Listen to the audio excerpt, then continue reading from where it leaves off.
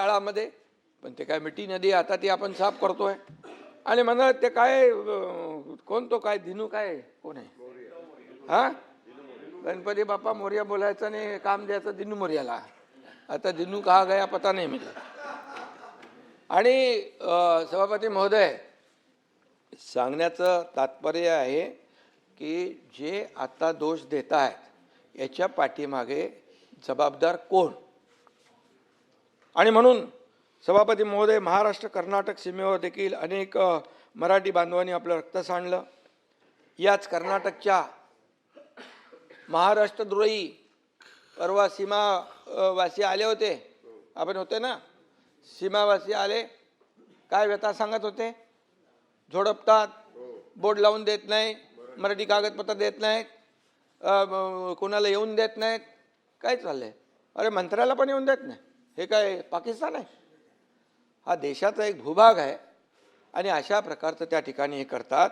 तर त्या महाराष्ट्रद्रोही मुख्यमंत्र्यांना बोलवून त्याला शाल आणि बुके देण्याचं पाप कुणी केलं, त्याचे फोटो आलेत. आणि म्हणून हे जे काय आहे, यांची बाळासाहेब असते तर असं केलं असतं का, का सुनील शिंदेजी, बाळासाहेब असते तर असं केलं नसतं. आणि म्हणून नाही कसं, आणि म्हणून परवा सीमा प्रश्नी बैठक झाली. त्या ठिकाणी तुम्ही वैयक्तिक कोणी आपल्याला घेऊ नका आपल्यावर. अरे समोर तुम्ही आहात तर तुमच्याशी बोलणार ना, इथे काय विरोधी काय शत्रू थोडे आपण. त्यामुळे सभागृहामध्ये आपण लोकांच्या सेवेसाठी आलेलो आहोत, जनतेच्या सेवेसाठी आलो. या ठिकाणी सीमा प्रश्नाच्या बैठकीनंतर पवार साहेब खाली जाता जाता तिकडे आले, त्यांना कोणाशी त्यांच्या लोकांशी बोलायचं होतं, माझ्या दालनामध्ये आले. आणि मी वरती कॅबिनेटला होतो, मला माहीत पडलं तिकडे पवार साहेब आलेत. आता ज्येष्ठ नेते पवार साहेब आता आपले तिकडे बसले दालनात. मी ताबडतोब गेलो, त्यांना आपली संस्कृती आहे, शाल श्रीफळ दिलं. अरे काय किती मिरच्या, किती पोटदुखी, किती मळमळ, किती जळजळ, काय. अरे काय मी जलुशील चालणार नाही, जमाल गोटा पाहिजे. आरोग्यमंत्री ते बघ तुझं आता काय एवढं, आता इतक्या वर्ष 4 वर्ष झालेत, ते काहीतरी द्या त्यांना इलाज. 50 वेळा सभापती महोदय मुख्यमंत्री देवेंद्रजींकडून जाऊन त्यांना बुके देऊन लोटांगण घालून सगळं भेटतात. आम्ही कधी देवेंद्रजींनाही विचारलं नाही आणि देवेंद्रजींनी देखील मला विचारलं नाही. आमच्या दोघांना एकमेकावर विश्वास आहे. अरे जे लोक जे अशा पद्धतीने काही विचार करतात ते स्वतःची फसगत करतायत. आणि म्हणून आपल्याला मी सांगतो, पवार साहेब एक ज्येष्ठ नेते आहेत, आमची संस्कृती आहे, महाराष्ट्राची परंपरा आहे. ही विकृती कसली आहे, काय घाणेरडं, ही आपली संस्कार परंपरा आहे. किती खालच्या थरावर बोलणार तुम्ही, किती खालच्या थरावर, जेवढे खालच्या थरावर बोलाल तेवढे खाली खाली खाली खाली खड्ड्यात उतरत जाणार. आणि म्हणून आपलाच खड्डा होत आहे. आणि म्हणून मी आपल्याला एवढं सांगतो, देवेंद्रजी आणि आम्ही आमच्यामध्ये किती काही तुम्ही काय प्रयत्न काड्या घालायचा प्रयत्न केला तरी काय होणार नाही. अरे आमचा अजेंडा काय आहे, या महाराष्ट्राला पुढे नेणं, या महाराष्ट्राचा विकास करणं, या महाराष्ट्राची प्रगती करणं, या सर्वसामान्य लोकांच्या आयुष्यामध्ये चांगले दिवस आणणं हे आमचं आहे. आणि म्हणून मी सांगतो, हम वो नहीं जो दिल तोड़ देंगे, हम वो नहीं जो दिल तोड़ देंगे, थाम कर हाथ फिर साथ छोड़ देंगे.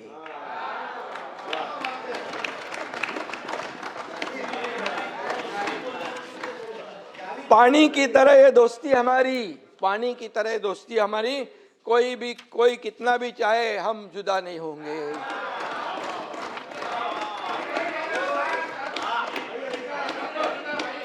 अरे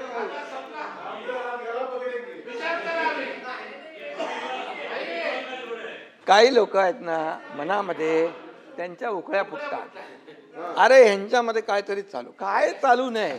आम्ही रोज एकमेकांशी बोलतो, एकमेकांशी संपर्क असतो आमचा, कुठे काय झालंय, कुठे काय करायचं आहे, हे सगळं आहे. आमचा अजेंडा स्वार्थ नाही, आमचा अजेंडा परमार्थ आहे, लोकांना मदत करणं आमचा अजेंडा आहे. आणि म्हणून कालपर्यंत सभापती महोदय राम भक्तांना हरामखोर म्हणणारे आज रामरक्षा म्हणू लागले.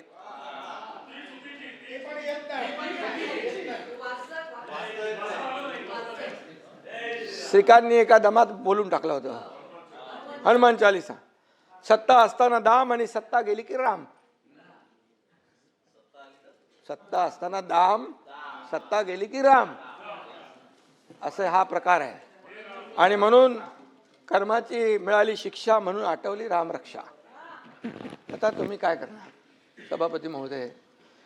काहींनी नवा शोध लावलाय की हनुमानाने मशालीने लंका जाळली. हनुमानाने भाई मशालीने लंका जाळली. त्यांच्या पक्षाची निशाणी जर लायटर असती म्हणाले असतील लायटरने लंका जाळली.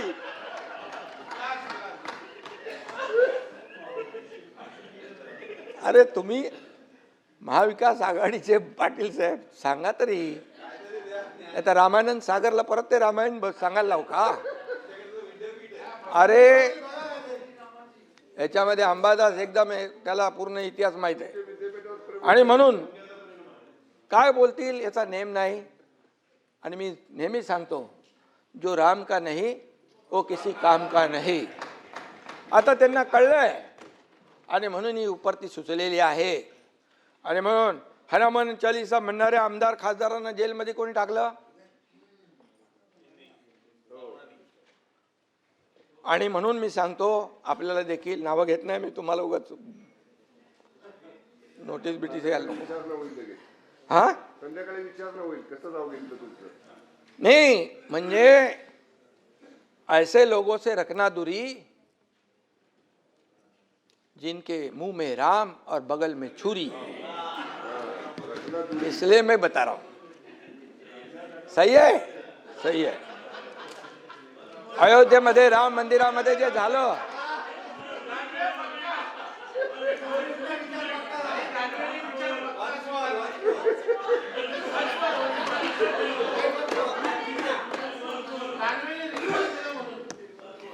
नको जाऊ दे. अयोध्येत राम मंदिरामध्ये जे झालं त्याचं कोणी समर्थन करू शकत नाही.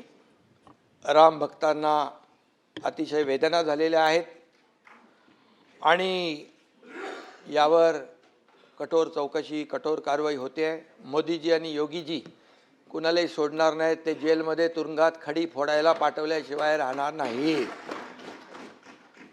परंतु मी आपल्याला आठवण करू देऊ इच्छितोय की जे टीका करतायत त्यांच्या सहकाऱ्यांनी सिद्धिविनायकाच्या मंदिरामध्ये दानपेटी लुटण्याचं पाप केलं.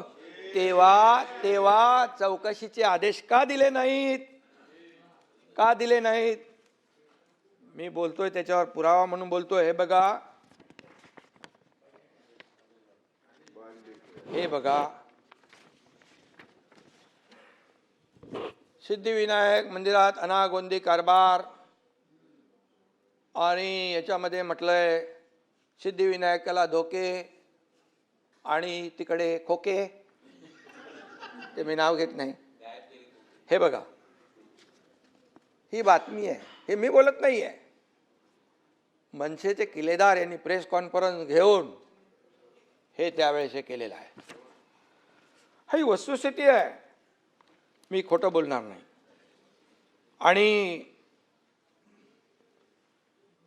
सिद्धिविनायकाच्या दानपेटीवर डल्ला मारणं हे आपलं हिंदुत्व आहे का? सावरकर यांना माफीवीर म्हणणाऱ्यांच्या मांडीवर बसणं हे आपलं हिंदुत्व आहे का? बाळासाहेबांचे विचार तोडून मोडून टाकणे हे आपलं हिंदुत्व आहे का? साधूंची हत्या झाली तेव्हा मूग गिळून बसणं हे आपलं हिंदुत्व आहे का? मतांसाठी दहशतवाद्यांना प्रचार सभेत फिरवणं हे आपलं हिंदुत्व आहे का? निवडणुकीत पाकिस्तानचे झेंडे नाचवणं हे आपलं हिंदुत्व आहे का? अरे भाई, हा मुंबईत पण मुंबईत झालंय. तो एक कुठला मजा हे होता तो कुठली ती कोणाची ती होती ना ती सजवली ती खबर नाही नाही इथलं मुंबईमध्ये याकूब मेमन. आणि म्हणून मी एवढंच सांगतो मतांसाठी एवढ्या खालच्या पातळीवर जाणं किती योग्य आहे. सभापती महोदय इथं मतांसाठी जनाब बाळासाहेब ठाकरे असं लिहिलेलं कॅलेंडर तयार करून वाटण्याचं काम आणि त्याला समर्थन करण्याचं काम कुणी केलं असेल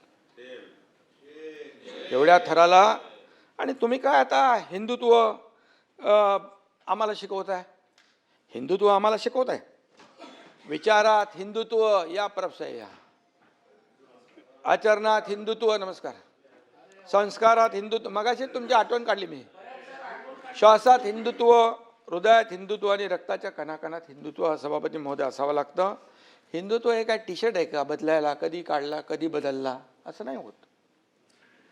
आणि म्हणून या ठिकाणी विधानसभेत देखील हिंदुत्व स्वीकारलं हिंदुत्वावर बोललो ही आमची चूक झाली असं म्हणणारे देखील या सभागृहाने पाहिलेले आहेत. त्यामुळे मी आपल्याला एवढंच सांगतो की आम्ही बाळासाहेबांचे विचार घेऊन पुढे चाललो आहे. त्याच्यामध्ये काही तडजोड नाही. आणि म्हणून जे आपण बोलतो त्याचं पुढं मागे वळून पाहिलं आत्मपरीक्षण केलं तर नक्की या सगळ्या ज्या काही चुका आहेत ते आपल्या लक्षात येतील. सभापती महोदय मिसिंग लिंकवर देखील खूप चर्चा या ठिकाणी झाली.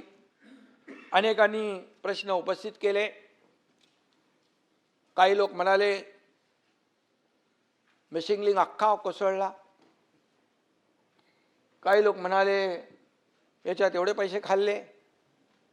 मी सांगतो मिसिंग लिंक हा इंजिनिअरिंग मार्वल आहे. आज आपल्या सगळ्यांना अभिमान असला पाहिजे. ठीक आहे ती दरड आली वरून आणि त्यांनी ती कमान जी आर्च आहे ती आर्च जी आहे ती खाली आली.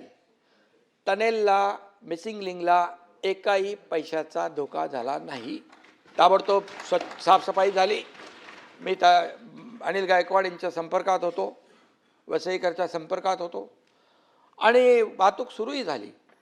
त्यामुळे काही लोकांनी जे काही एवढं आकाश तांडव एक केलं की मिसिंग लिंक बघा एवढा मोठा मिसिंग लिंक सगळ्या जाहिरातबाजी झाली क्रेडिट घेतलं मुख्यमंत्र्यांनी एकनाथ शिंदेनी आणि पडला. अरे मिसिंग लिंक पडला का त्याची कमान पडली किमान याची तरी तपासणी करून माहिती घेऊन तर बोलायला पाहिजे होतं. मिसिंग लिंक एवढा विक्रमी पाऊस होऊन देखील मिसिंग लिंकला परब साहेब कशाचाही धोका नाही. आणि जगातला सगळ्यात रुंद असलेला हा टनेल आहे. तो लोणावळा लेकच्या खाली 1000 मीटर खालून जातोय.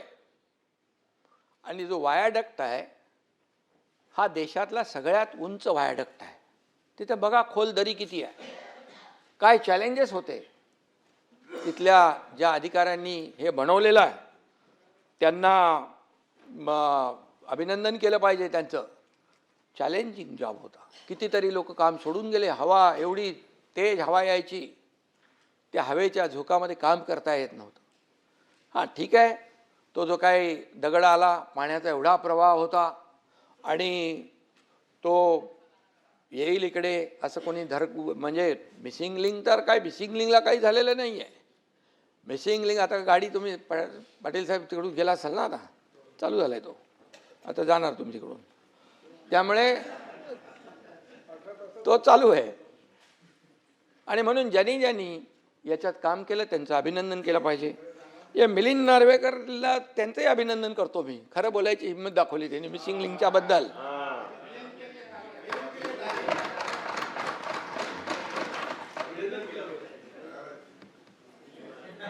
एक ध्यान में रखो सत्य परेशान हो सकता है लेकिन सत्य पराजित नहीं हो सकता है. आणि म्हणून मी त्यांनी ट्विट केलं, पण काय काय काय लोक ट्विट करत होते, ठीक आहे. पण एक मी दुःख या गोष्टीचं आहे की हे जे काही आपल्या प्रकल्पांची बदनामी करणं, ही का आमची बदनामी नाही, सरकारची बदनामी नाही, मुख्यमंत्र्यांची बदनामी नाही आहे. परब साहेब, ही आपल्या राज्याची बदनामी आहे. आज या मिसिंग लिंकला पाहण्यासाठी देशातून नाही विदेशातून लोक येत आहेत. कसा हा मिसिंग लिंक झाला, कसा वायाडक्ट उभा राहिला, ठीक आहे. त्या पाणी आलं, फ्लो आला आणि त्याची कमान जी आहे ती बाहेर लावलेली आपण ते डेकोरेशन सारखं करतो, फसाड टाईप, ते खाली आले. आणि म्हणून या ठिकाणी महाराष्ट्राचे शत्रू ही करत नसतील एवढी बदनामी आज लोकशाहीमध्ये आपले विरोधी पक्षातले सदस्य किंवा सदस्य नसतील, आपले कोणी असतील, नेते असतील, ते करत असतील. पण खऱ्या अर्थाने जे लोक महाराष्ट्राच्या प्रकल्पांची बदनामी करतायत त्यांना आपण काय म्हणणार? काही लोकांनी तर म्हणाले हे देशाचे शत्रू आहेत. मोदीजींच्याबद्दल जाऊन बाहेर प्रदेशामध्ये देशाची बदनामी करतात, आपल्या प्रधानमंत्र्यांची बदनामी करतात. आता इथं महाराष्ट्रामध्ये, राज्यामध्ये राहून महाराष्ट्राची बदनामी करणारे कोण? महाराष्ट्रद्रोही म्हणायचं आम्ही त्यांना? हे महाराष्ट्रद्रोहच होऊ शकतो. आणि म्हणून हे राज्याचे दुश्मन जे आहेत त्यांना माझं सांगणं आहे, तुम्हाला नाही, त्यांना माझं सांगणं आहे, कुठलाही प्रकल्प आपला जर झाला बदनाम तर ती महाराष्ट्राची बदनामी होते, कुठल्या पदाधिकाऱ्याची, मुख्यमंत्र्याची नाही ना, मंत्र्याची नाही. त्यामुळे शेवटी आपल्याला हे देखील तारतम्य बाळगलं पाहिजे. परवा वायनाडमध्ये दुर्घटना घडली, दरड कोसळून 6 जणांचा दुर्दैवी मृत्यू झाला. त्याचं दुःख आम्हालाही आहे. बिलकुल कोणाचा मृत्यू होणं हे त्याच्या परिवाराला जे चटका बसतो, वेदना होतात, ते आपल्याला देखील संवेदनशील लोकांना व्हायलाच पाहिजे. पण त्याचं राजकारण करायचं का? दरड कोसळली, तिथला खासदार, कुठे राज्य सरकार त्याच्यावर कारवाई करा, त्याची बदनामी करा, असं आम्ही केलं नाही कुठं. सभापती महोदय, सतेज पाटील साहेबांनी मिसिंग लिंकसाठी 50% खर्च वाढ झाली असं आपण म्हणालात. डॉक्युमेंट ऑनलाईन आहेत की नाहीत हे आपण प्रश्न उपस्थित केलात. पण मी आपल्याला सांगतो, या प्रकल्पाची किंमत 6,695 कोटी रुपये, प्रत्यक्ष खर्च 7,189 कोटी रुपये, वाढ फक्त 7.26%, मंजूर रकमेच्या 10% देखील कमी. ही वस्तुस्थिती आहे, ही तपासून घ्या.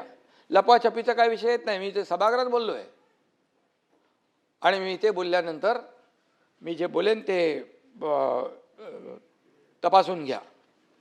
कागदपत्रे NIC पोर्टलवर उपलब्ध आहेत, ती देखील आपण पाहावीत, वाचावीत.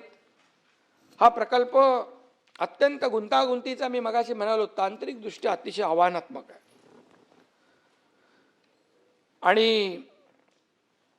आणि म्हणूनच मिसिंग लिंकची खरी परिस्थिती आपण पाहिली तर मला वाटतं, थोडी माहिती घेतलीत तर आपल्याला याच्यातलं चॅलेंज काय, आव्हान काय हे आपल्याला कळेल.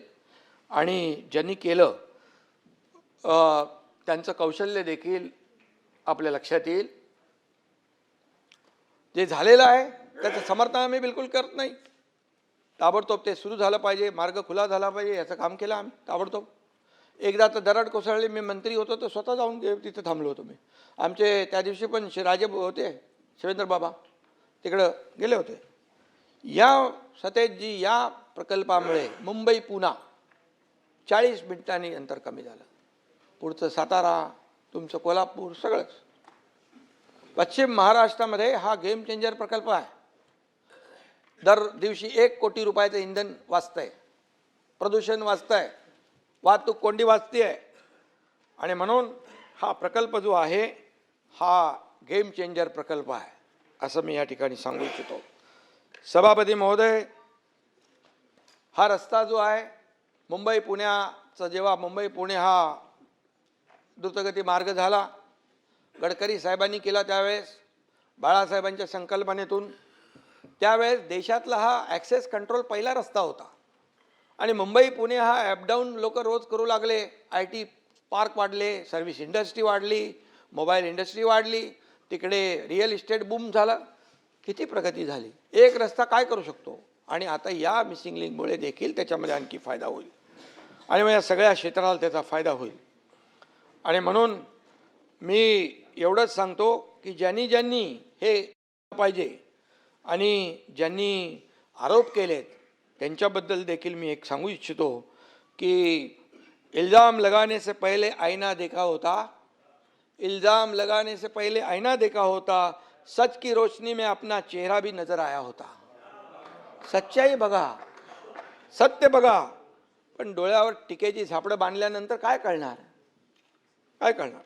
आणि म्हणून सत्सद विवेक बुद्धीची जी लिंक आहे तीच मिसिंग झाली तर आम्ही काय करू शकत नाही.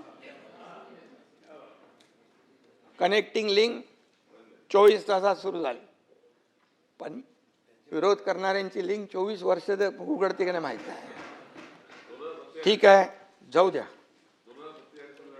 मागे अटल सेतूच्या बाबतीमध्ये असंच केलं. अरे अटल सेतू उखडला उखडला उखडला उखडला. अरे जो तो चालला अटल सेतूवर सभापती महोदय फोटो काढायला, सेल्फी पॉईंट झालं तिकडं. काय होतं, सर्व्हिस अप्रोच रोडला एक भेग पडली होती. आज अटल सेतूवर जातोय ना आपण, सगळे जातोय आपण. आज अटल सेतूमुळे एअरपोर्ट, नव्या मुंबईचं एअरपोर्टला जाण्याचं अंतर किती वाचलं, किती फायदा झाला अटल सेतूमुळे. आणि या सगळ्या गोष्टी ह्या ज्या काही आपण केलेल्या आहेत, याचं जी कनेक्टिव्हिटी आपण केली आहे महाराष्ट्रामध्ये, त्याचं कौतुक करायचं तर जाऊ द्या, परंतु टीका तरी करू नका. खऱ्या अर्थाने या अटल सेतूवर परबसाहेब 30,000 पेक्षा जास्त वाहनं इथून ये जा करतायत आता. आणि अनेक देखील टीका झाल्या. मॅन्युअलमधून मगाशी मी चर्चा केली, मॅन्युअलमध्ये पडून मृत्यू झाला. 5 वर्षापूर्वी देखील डॉक्टर अमरापूरकरांचा असा दुर्दैवी मृत्यू झाला होता. एक डॉक्टर होते ते. ह्या घटना सगळ्या दुःखदच आहेत, या वेदनादायीच आहेत. झाड पडून मृत्यू झाले पूर्वी, पण सगळा हिशोब आहे आमच्याकडे. पण या घटना टाळल्या कशा जातील याच्यावर आपण एकमताने विचार केला पाहिजे का. त्याचं राजकारण करता कामा नये. मला त्याच्यावर काय राजकारण करायचं नाही आहे. कोणाच्या काळात किती झाडं पडली, कोणाच्या काळात किती मृत्यू झाले, ते काय मृत्यूचं राजकारण करणं सगळ्यात दुःखद आहे, सगळ्यात दुर्दैवी आहे. आणि म्हणून या दुर्घटनेचं राजकारण थांबवून संवेदना दाखवण्याची आवश्यकता आहे. रस्त्याच्या काँक्रिटीकरणामुळे झाडं पडली असे काही लोकांनी आरोप केलेला आहे. महापालिका आयुक्तांनी त्याचा खुलासा केलेला आहे. मी पुन्हा एकदा सांगू इच्छितो, गेल्या आठवड्यात मुंबईत 830 झाडं कोसळली. त्यापैकी सरकारी आणि रस्त्यावरची 350 झाडं होती. बाकी 480 झाडं सभापती महोदय खाजगी जागांवर होती, सोसायट्या वगैरे. काँक्रिटीकरणाचा जो विषय आहे काही ठिकाणी नक्की असू शकतं, परंतु आपण जे आता काँक्रिटीकरण जे इतके वर्ष झालं नव्हतं, 2 फेजमध्ये 6,500 कोटीचं काँक्रिटीकरणाला मंजुरी दिली, त्याच्यामध्ये सॉकपीट देखील ठेवायला सांगितलेले आहेत. जी झाडं आहेत त्याच्या बाजूला आळं झालं पाहिजे, त्यातून माती असली पाहिजे, तिथून पाणी मुळापर्यंत गेलं पाहिजे. या सगळ्या गोष्टी ज्या आहेत त्या सांगितल्यात. आणि कुठे त्याची अंमलबजावणी होत नसेल तर बिलकुल आम्ही ते करू. आणि आता आपण पाहिलं की 80-90च्या स्पीडने वारे वाहत होते, त्यामुळे झाडं पडली, फांद्या पडल्या. ही वस्तुस्थिती आहे. 20 वर्षात पावसाचं गणितच बिघडून गेलेलं आहे. ज्या पद्धतीने पाऊस वाढला आहे त्या पद्धतीने आपण तशी योजनाही करतो आहे. मुंबई महापालिकेमध्ये पुराच्या नियंत्रणासाठी जे काही योजना केलेल्या आहेत, महापालिकेचे 547 पंप कार्यरत आहेत. MMRDA, रेल्वे आणि इतर यंत्रणा धरून 990 पंपांची व्यवस्था आहे.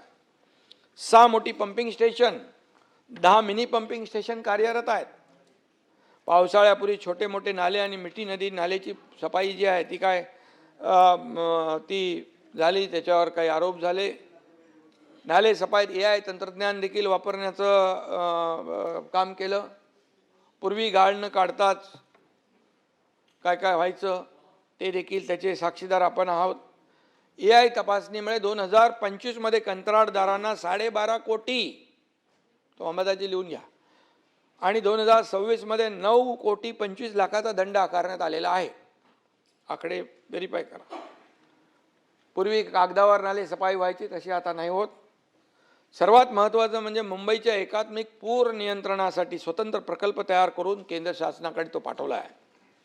13,000 कोटींच्या प्रकल्पाला केंद्र सरकारने तत्वतः मान्यता दिलेली आहे. यामुळे सभापती महोदय, शहरातील 370 हॉटस्पॉट दूर होतील. सर्वात महत्त्वाचं म्हणजे ज्या ठिकाणी पाणी साचतं तिथं 30 मिनिटात निचरा होईल अशी व्यवस्था या ठिकाणी उभी राहील. आणि मुंबई पाण्याखाली जाऊच नये अशा प्रकारची भावना तुमची आमची सगळ्यांची आहे. अशी व्यवस्था आपण या ठिकाणी पुढच्या ह्या सगळ्या प्रकल्पांमध्ये आहे. मी एकच सांगतो की एवढ्या मोठ्या पावसात देखील कुठलीही मेट्रो बंद झाली नाही. मेट्रो तपासून घ्या. आणि गेल्या पावसामध्ये जे काही अनुभव आले ते दुरुस्त केले यावेळेस.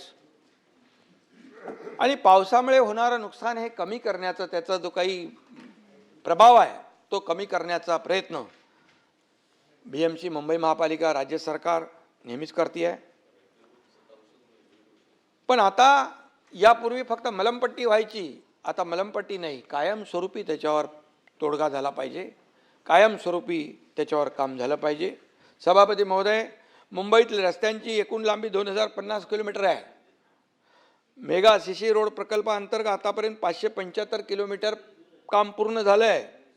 आजच्या घडीला मुंबईतले कॉन्क्रीट रस्त्यांची एकूण लांबी 1775 किलोमीटर आहे. 138 किलोमीटरचं काम सध्या प्रगतीपथावर आहे. हे पूर्ण झाल्यानंतर शहरामध्ये 1913 किलोमीटर कॉन्क्रीटचे रस्ते असतील.